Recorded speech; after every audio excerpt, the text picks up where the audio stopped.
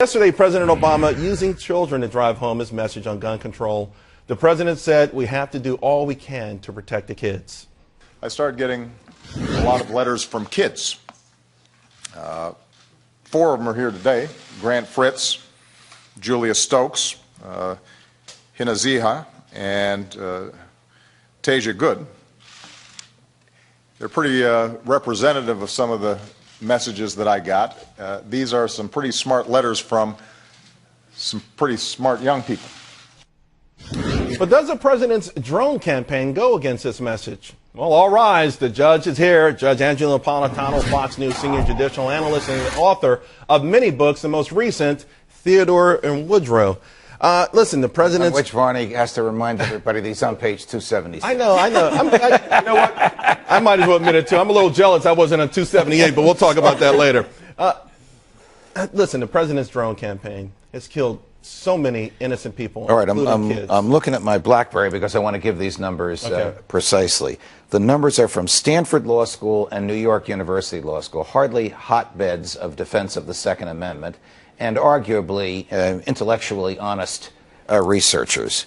The drone kills from June 2004 to September 2012. So this includes George W. Bush's drones as well as Barack Obama's. In Pakistan alone, killed between 2,500 and 3,300 people. Between 475 and 884 were civilians, and 176 were children. These are obviously innocent children. We know that 2 of these children were Americans.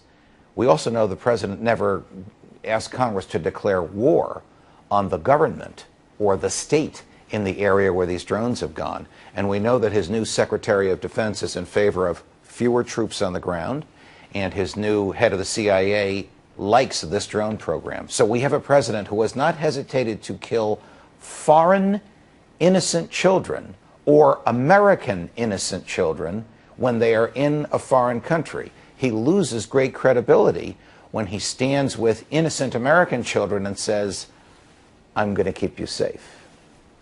What do you think? I don't think the president's intention were to kill children. I think that the president... Well, but Scott, hold on one second. We know that's not his intention, but if you go about this haphazardly, if you just drop bombs indiscriminately out the sky, that's what happens, isn't it?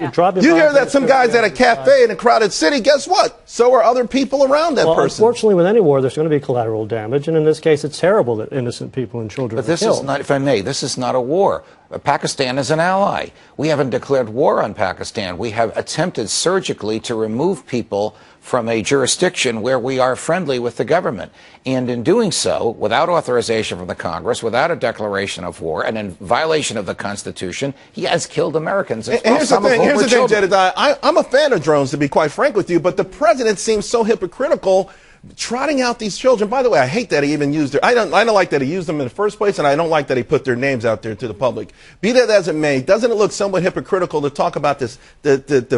Our number one goal as humans, as adults, is to protect the children. Of course it looks hypocritical. And my big question is, when it comes to these drones, where is the left? Why is the left not hypercritical of the president? If this was a Republican in the White House, the left would be absolutely outraged. I hear silence. If I may, that is a great question. I remember asking Congressman Charlie Rangel about this, a classic liberal Democrat who was furious that the president bombed Libya instead of asking the Congress for authorization to do so. He could have gotten a declaration of war. And he said to me, you know what?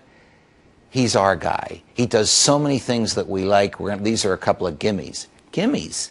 This is destroying the Constitution, and this is destroying innocent human life because he happens to be an acceptable liberal in other areas. You're going to zip your lip. Shame on them. Yeah, absolutely. Well,